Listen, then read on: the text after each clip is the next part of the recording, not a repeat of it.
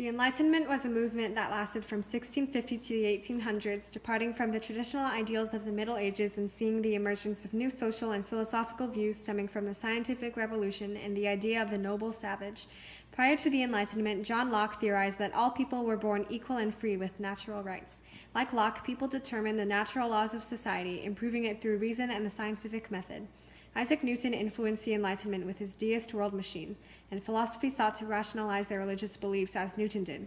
This resulted in a growing secular movement throughout Europe, as some believed the church should not interfere with the sciences. Voltaire was the father of liberalism and believed that God probably didn't exist. He also believed religion and politics should be separate.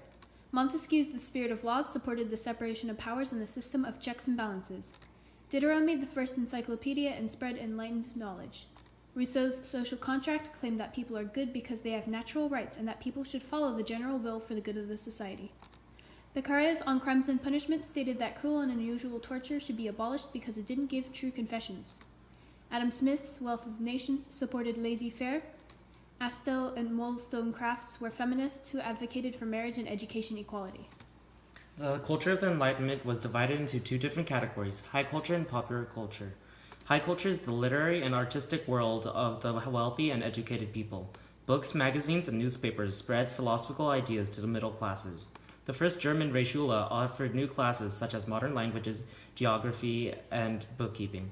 On the other hand, popular culture refers to the written or unwritten literature and the social activities that were fundamental to the lives of most people.